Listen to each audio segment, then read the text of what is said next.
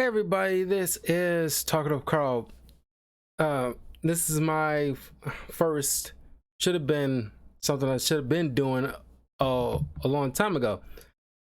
But I'm gonna start moving forward after each new game. Uh, do like a summary video, at least usually like a typical walkthrough, and not necessarily every game. Like, it just all depends.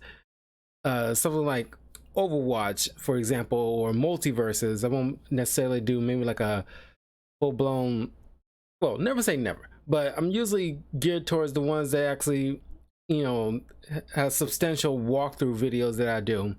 But moving forward after each new game, and I'm done with like the main story component, I will be doing summary video, some of my thoughts on the game. Now it's just like your typical spoiler review, like I do with my comics, TV shows, and movies. I'm gonna start doing some for each new video game that I do. At least when I'm done with the story. And so far, I'm gonna start with Final Fantasy 16 that I just wrapped up. The last video is posted up on my YouTube channel. It's youtube.com/talkative Carl. Speaking of which, like, subscribe, share this with your friends. Follow me in the links in the description below. Like my Patreon, if you have certain suggestions on stuff that I should check out so I can do reviews on, you can check out the tier list. You can join just at the $1 level if you wanted to. So yeah, Final Fantasy 16.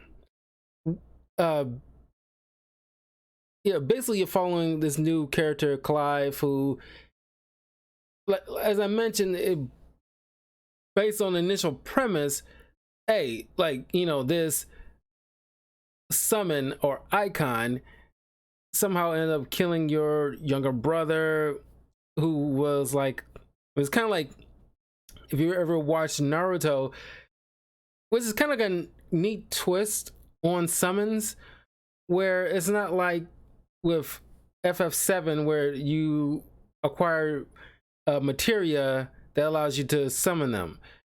They're like Jinchuriki in a way.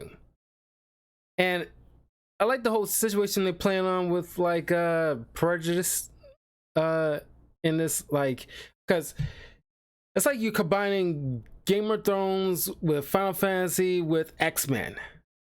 And they really lean hard with the whole, prejudices with like bearers, with basically magic users, which I follow and I kind of dig it, but it's like you would think with somebody with magical capabilities, they don't just like full on like I can wield ice magic with a flick of my hand. Sure, is a drawback, excessive use will turn you to stone or something like that, but I can like whoosh, and so your forces mean little to me if I can literally call down fucking lightning if I wanted to.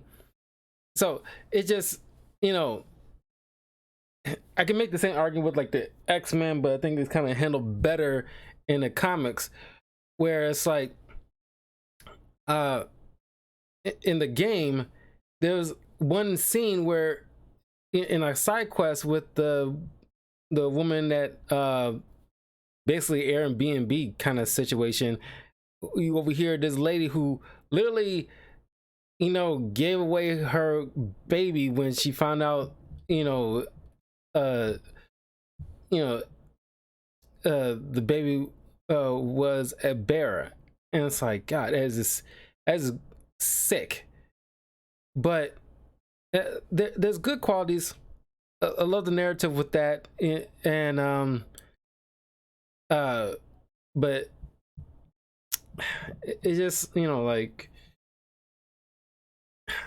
it's hard to say, like, it's steeped in, like, obviously prejudice, but that's also extended to dominance, aka Jinchurikis, who are, each part of this realm, like each section of this overall map. There's kingdoms, pretty much like Game of Thrones. Each kingdom has a dominant, or at least somebody from a royal lineage who inherited like an icon of that region and use it as like a pretty much like a nuclear deterrent against other kingdoms. You know, that was a cool twist on the use. But you following Clive, you're thinking like, oh, well, you getting revenge on this Ifrit icon who somehow killed your younger brother, who was the icon of the Phoenix. But it turns out it was you. But then it kind of spirals into this other big machinations of this god called Ultima. And man, here's the thing with Final Fantasy. I think Sephiroth, raised the bar way too high. Because honestly, dude, unless you're like a deep cut Final Fantasy fan, the general public, at least some, if you with general knowledge of Final Fantasy, can only remember Sephiroth as like the big bad. He's like, it's like there's other Final Fantasy games with other villains, but Sephiroth was the only one that left somehow, like a level of impact.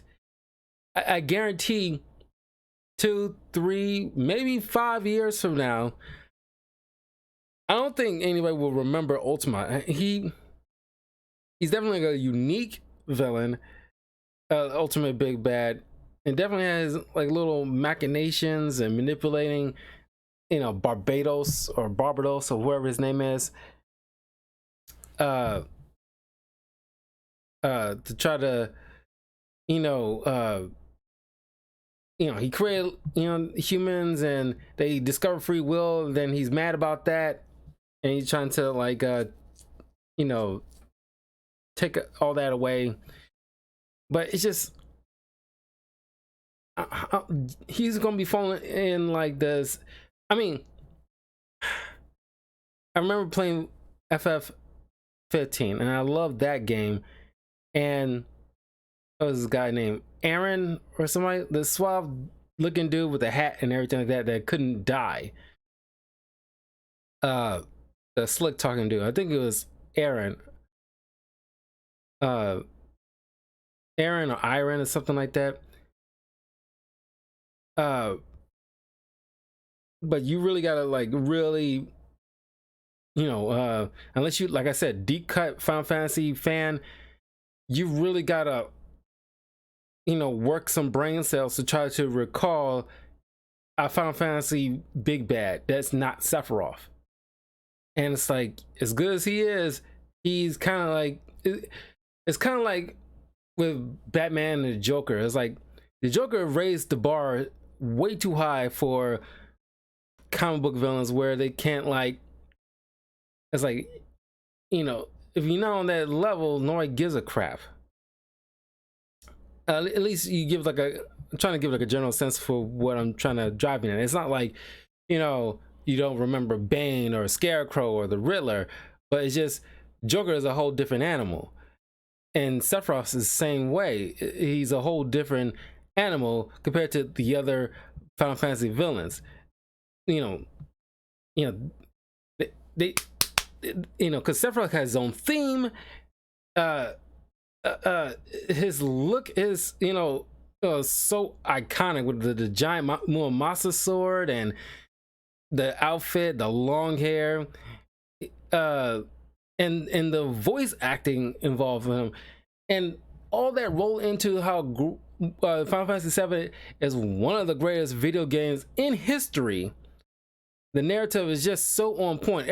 Everything about that game was just so on point. Even the remake somehow manages to step it up a notch, and it's just like, it leaves like everybody else. You shouldn't compare, but it's just like, okay,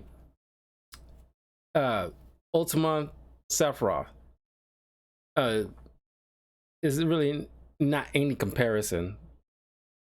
And so it's a shame that the guy didn't leave much of an impact. Although other people that you fight against, that you acquire their icon power, uh, you know, it did leave some memorable moments, like the chick that was icon of Garuda, even though she kind of went psycho, and then the Titan icon user is giant freaking head. He might as well have been Dwayne the Rock Johnson, because he got like just like a fist for a head. It's just like, but he was cool up until the point where after you beat him, you turn to a simp bitch, and just like, what the hell? Like, you know, what the hell happened? And that part I did not get, why you went a complete 180 on this character where he was really cool and very threatening. He was kind of like Bane.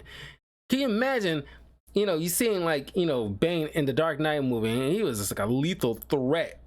And then after, you know, Batman came back and, you know, have the cops and the criminals fighting each other, and Batman and Bane duking out, and after he knocked loose one of his like mass tubes, he started crying like a little punk, like I didn't know it was so strong.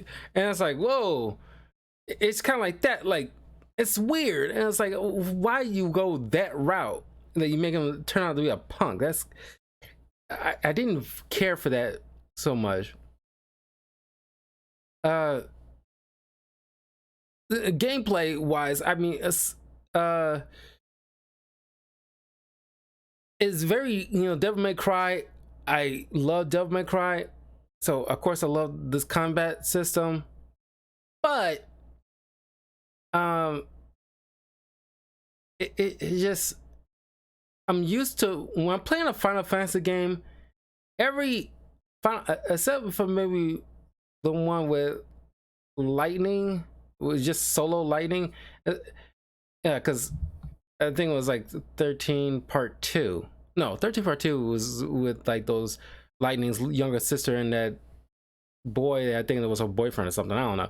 But it's just, I'm used to Final Fantasy games where not only play with the main character, but you acquire some supporting cast members that you can alternate with, and not necessarily you know,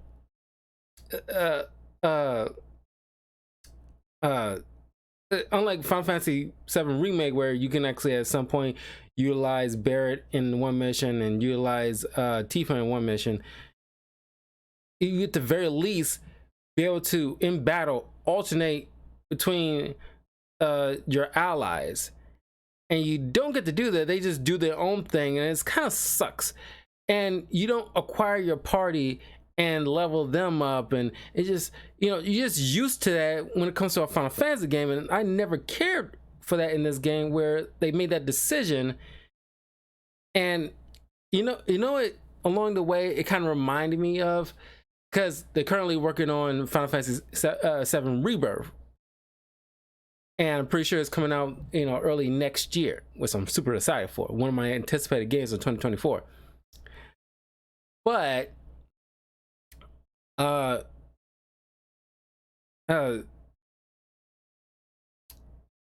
it's just, there's part of fun where you acquire a party and you can swap them out, you know, fight with them, utilize their own unique skills, and it's just like, you took that away. It's like, you know, missing like a piece of a component of the overall gameplay. Even though the gameplay is fun, I think it could have been a lot more fun if you can, you know, leave what worked. But like I said, I compared it to, like, in my mind, Batman Arkham Origins, because even though I love Arkham Origins and it's a fantastic game, I don't care what anybody says, I think a lot of people grew to love it. I loved it initially, and I argue it's better than Batman Arkham Asylum. But they had other people work on this, send it out to, you know, give people, like, you know, something to wet that whistle while they're waiting for Arkham Knight to come out, because that was still in development. And I'm thinking, like, while Rebirth is still in development, they give us this thing to tie us over. And not necessarily, it's not a complete game. It's definitely a complete game, but it's another issue I have. And I think a lot of people more so agree on this con to the game. They treat it like it's a movie, like they're making a movie rather than a video game. I like cinematic stuff to get you, involved into the narrative, but it seems like it was drowned. I think like the bulk of the game felt like just cinematic story, and you feel like you're watching an episode of Game of Thrones every time you play. And there wasn't like a even split of narrative and game. And even with like the side quests, you do a little bit of, you fight some group of, like you got a side quest with the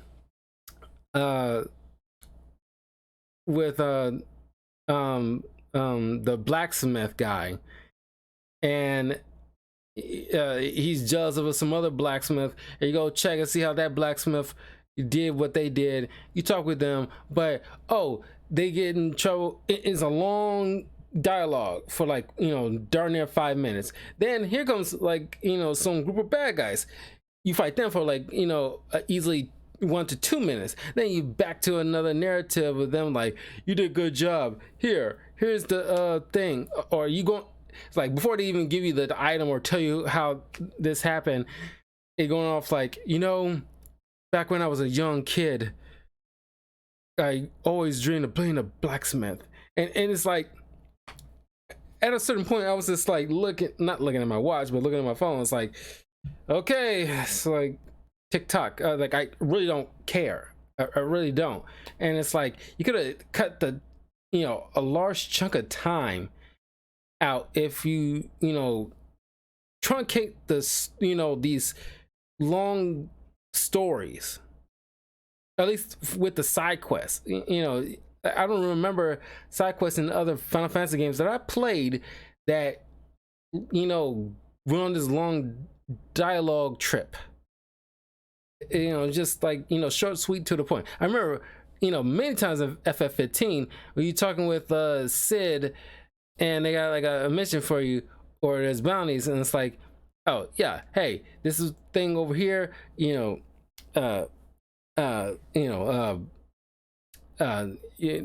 this, short, sweet, to the point, and you off on the races. And you come back, you hand the stuff. There's no extra dialogue after you complete the task. You hand them whatever item that they're looking for, or you took care of some kind of bounty, and it's like, sweet.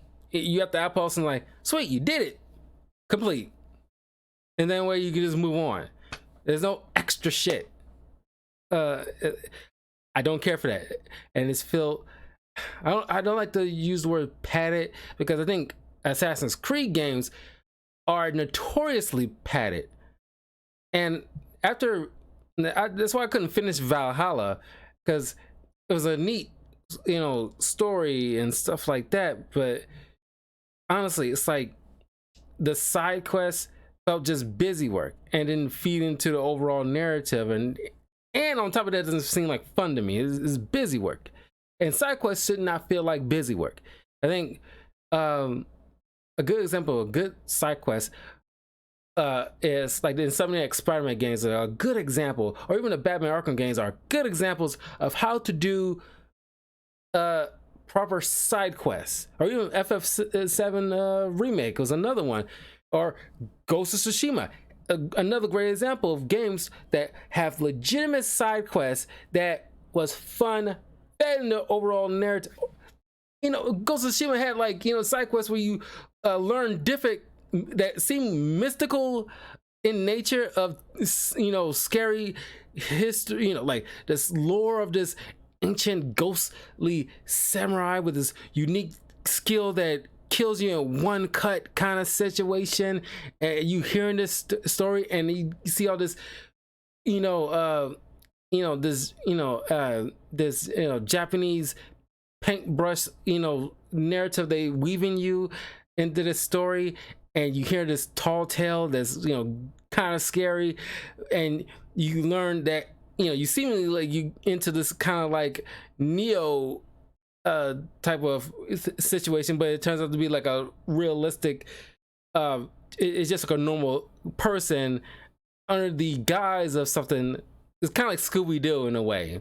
It's like you're solving this kind of mystery, but it's not anything supernatural. It's just like a person that's usually in disguise, or just alone, and this rumor just spread around this figure, and you learn this new sword technique that you adopt into your repertoire, and that is how you make a good side quest, because that feeds into the narrative. And that's why I don't like like Assassin's Creed. They don't make great side quests. I don't want to say this game doesn't make good side quests. I did them all, but the only problem is just like you go there, you hear their tale and their objective, you fight some creatures, complete the objective. I don't need the extra dialogue behind that part. I could easily take out. He's just like, thanks man, did it. Or at least maybe a couple lines of like, hey, thanks, that creature is plaguing the land for like for a long time, but thanks to you we can sleep easy. Boom, done. You don't need to hear all that mess. But you're bulk of this game is feel like it's a Shakespearean play. But the characters are creative. Yeah, I like Gav. I like Clive. I like Jill. Sid was probably my favorite. Mid is pretty cool. I mean, like there was some pretty cool supporting characters. I thought it was kind of weird to do like a 5-year time jump, like it's freaking Avengers Endgame or something. That part was kind of weird. I don't know why that was necessary. Hell, at least maybe make it a few months at most after the death of Sid. But did you have to make it 5 years? What did you do with those 5 years? It seems like a waste of a time jump. Like it was not necessarily needed. But I don't want to. Oh, the mom was just despicable, and it's like they did everything they could to make this woman just unforgivable. And like I said, like this plays like it's like the developers was watching a hell of a lot of Game of Thrones, because all the stuff except for like the Red Wedding, everything else seems like something like an episode of Game of Thrones. Like yeah, this is like you got like Clive's and Joshua's father was, if I remember correctly, because I swear I heard it, that their parents are each other's cousin, and it just remind me of that those two siblings that was banging each other in Game of Thrones. It's like, oh my god. But yeah, the mom was just god awful to Clive, and she was just a manipulative bitch. But it's like the villains you love to hate kind of situation. And of course, like Clive defeats the main bad guy, but he dies in the end, along with Joshua and I forgot his name, is the icon of Bahamut. So I was kind of hoping, like, okay, like I was like, I don't like when my Final Fantasy characters have to die. Just, I won't say without meaning, but just like I want them to live out with a happy ending, at least somewhat. But I gotta give credit to this game because the icon, at least the dominant of the Bahamut creature, Dion, I think his name is Dion. Like just without apology, openly gay character. Probably the first openly gay character in a Final Fantasy game, I like to believe. And he just like makes out with his lieutenant, and it's like I applaud that. Not because you've got kudos, you got a gay person here. Like, no, I applaud that because they didn't make a show of it. And that's when you make it like inclusiveness in certain mediums, I'm all for it, but don't treat it like, because CW was notorious of this. This is why always stuck in my craw, where it's like it feels very pat on the back when you're trying to check off a box, and it doesn't seem organic, because it's just like, yeah, they're just people. There's gay people there around. There's not like some kind of flamboyantness about it. There's no ticket tape parade when it's like, everybody rise, there's a gay person in the room, clap, applaud, you're just so brave. It's like don't make it a thing of it. That people, it's like, it's kind of like treat it like Rhodey in Iron Man 2 when they replace Terrence Howard with Don Cheadle, and John Cheadle just comes in, and I love that line. I always make this a point.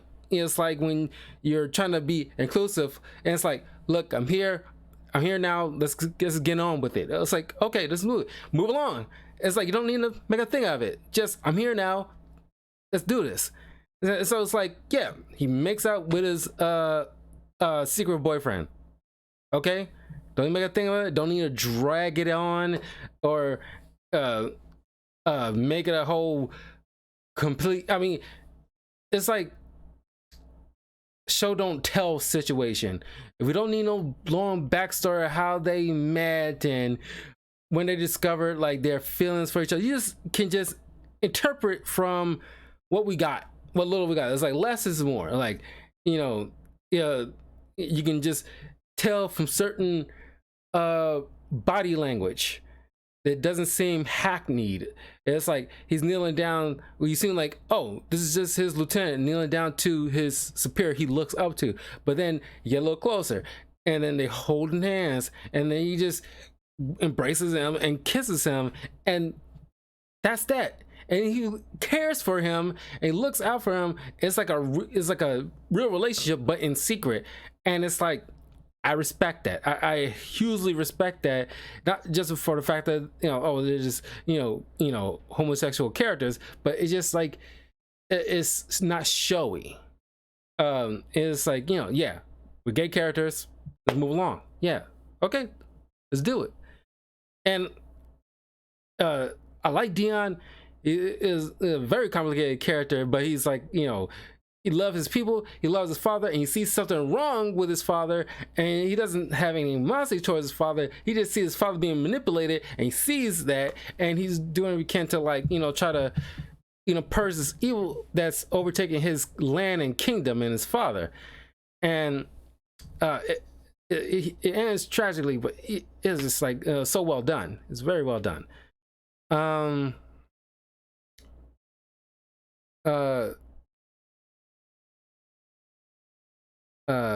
Yeah, Sid was a great character, and of course he's kind of like I said, I wish that we get to play as Sid, because I imagine just like with like a Fire Emblem game, he would have been like the strong paladin that it's like your the most OP character in your roster when you start out, that's like best friends with the father or parent in general that dies partway through chapter 1 or 2, that kind of person. And that's Sid to a T. And he's a sly and charming and everything like that.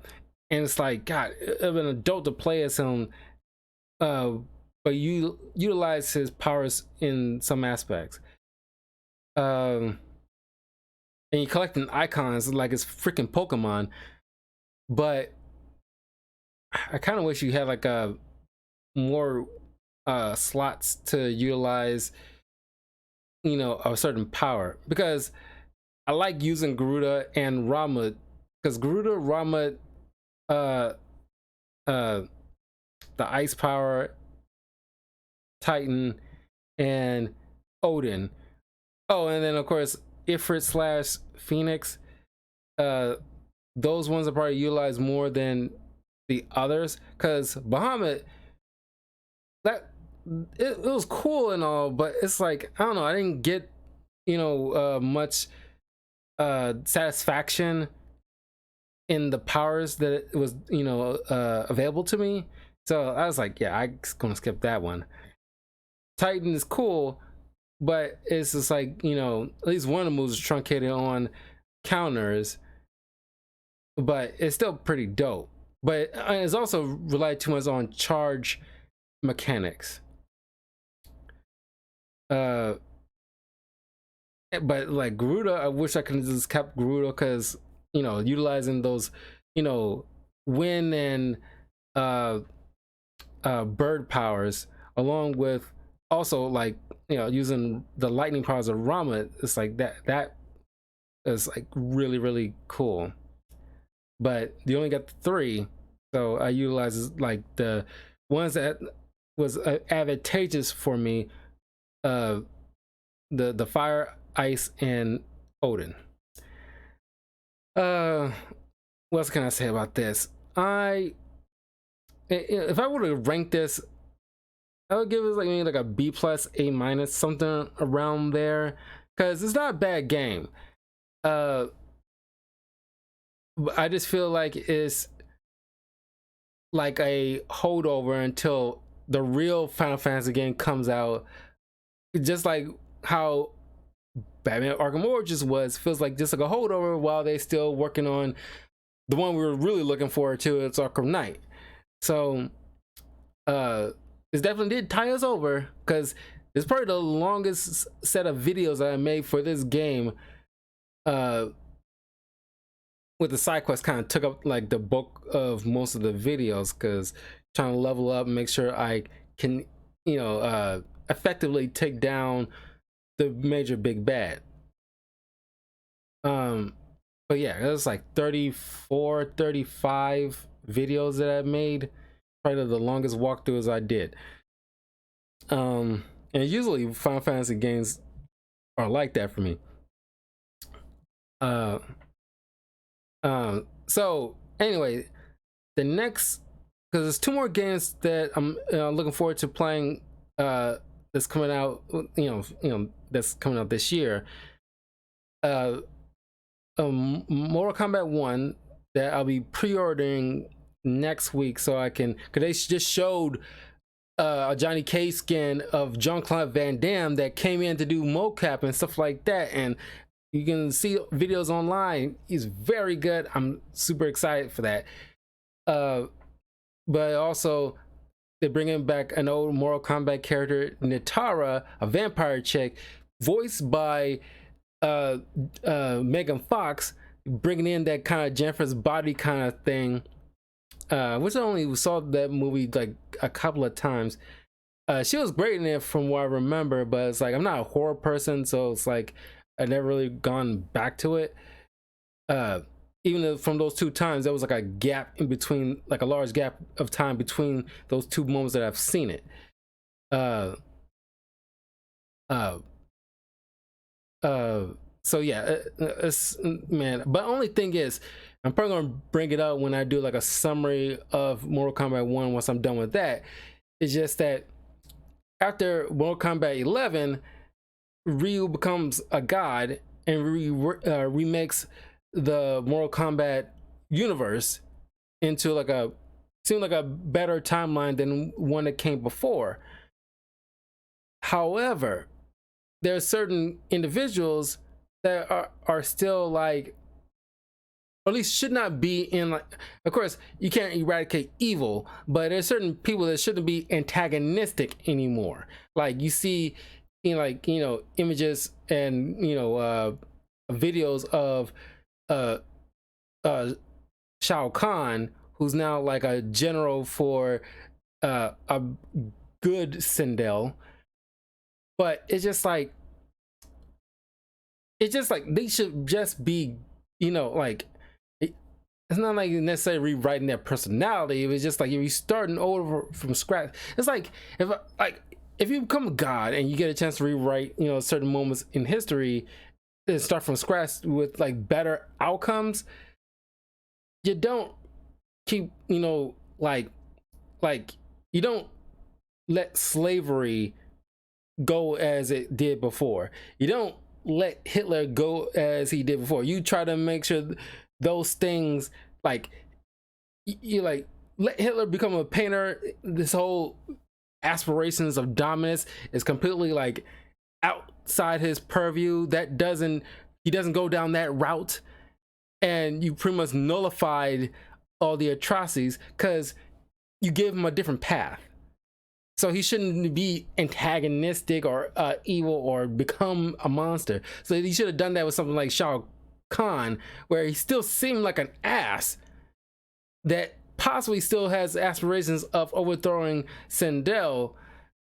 From the videos I've seen, it's like that should not still be a thing, and he should have maybe like it seemingly there's gonna be, you still might see Kronika, but just like a reworked Kronika trying to start up like rebellion. But since Ryu's a guy, he should be previous, I'm not sure if he has like omnipotence or anything like that, but it's just like you see like a demo video of her talking to like a poor potions peddler of Shang Tsung, and it's like, okay, like why is she still a thing? It is, you should just introduce just a new set of villains, because you clearly like make Sub-Zero and Smoke and Scorpion all under one family now, and there's no antagonistic between any one of them. Nobody lost their families. Nobody's getting tricked by Quan Chi or anything like that. All that is like their clan is all in one unit now. There's no splinter groups anymore, or no robotic Lin Kuei. But you should have like a new batch of villains that you're dealing with that wasn't there in the previous timeline. I think that would have gone like a better route. And then of course you got Insomniac Spider-Man 2 that I'm very much looking forward to. Definitely pre-ordering the hell out of that. And of course, and again, the skin looks dope of the console skin. It's like I already got like a Harley Quinn PS5 skin, and I have like a Spider-Man skin, but for my Xbox Series S. So like I'm good. But oh God, I keep forgetting. And I know it's gonna be expensive, but I gotta contact GameStop about like this extra storage space thing that I can hook to my PS5, because Call of Duty Modern Warfare 2 keeps constantly updating and it's taking up so much space, and I'm going to need the extra space because I uninstalled FF16 so I can make room for Mortal Kombat 1. But I'm going to need the extra space so I can play other new games. Because especially when FF7 Rebirth comes out, that's going to take a lot of space. And I'm curious to know how I don't know if I have to reinstall remake in order to because how they gonna reset the power set that in the new game, because if you play 7 remake, you acquired all these materia and leveled up Cloud and Barrett and Tifa to a certain point, and it's like, do you just restart? I imagine you probably just restart from the jump, but it's like all the stuff you collected, it just gone now and you got to reacquire them. Like, I'm curious how they gonna do that, because otherwise, if you need to get those or claim those, you gotta reinstall the game more than likely, so that you can the new game can piggyback off the old save file, I imagine, so that way you can at least, at the very least, keep the material that you acquired from the previous game. I'm not sure how that works. I'm all too curious about that. And the next time, I imagine maybe in December during the Game Awards, I imagine they'll probably speak on Rebirth a little bit more and let us know how how it's going to be done. Anyway, that was my summary of FF16. Yeah, like I said, it's good. It's a okay, I won't say it's just okay, but it's like above average game. It's definitely worth your time. It's still very enjoyable. But it just didn't give me like the same high as 7 Remake did. And like it's just like, FF7 just like it's a whole, it's like a whole nother entity in the Final Fantasy lore. It just is. It's like, it's just, every time I play that thing like at least twice already. I done a whole lot better the second go around, but it's just fun. It's so much fun. And I mentioned that if you watch my walkthrough of it on my channel, I mentioned how fun I'm having. And oh, there's another thing. Accessories and swords. That's like, I hate to keep doing this, but like, the previous games did a better job in showing you how to acquire new weapons more frequently than you did in this game. And on the fact that you had to so heavily rely on crafting in order to get certain material, in order to eventually get like a new sword that doesn't pop up until a certain point in the game. At the very least, in previous Final Fantasy games, even FF13, from what I remember, each new city, there's a different sword. It may not be a better sword necessarily, it just all depends on your point of view of the one you probably currently had, but at the very least, it's still new and is an option. You don't even get that option. But it's like I said, it's above average Final Fantasy game. And what I put it as like, part of my favorites, probably not, after I completed the entire game. Because I still think FF7 original, remake, Final Fantasy X, and 15 are still, in my personal opinion, my personal favorite Final Fantasy games that I played.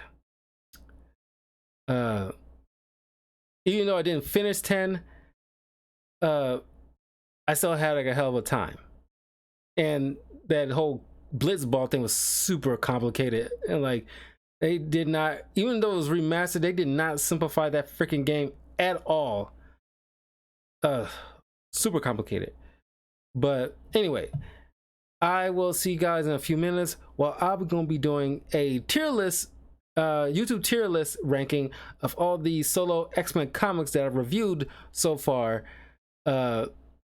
before I start going through all the team up X-Men stories.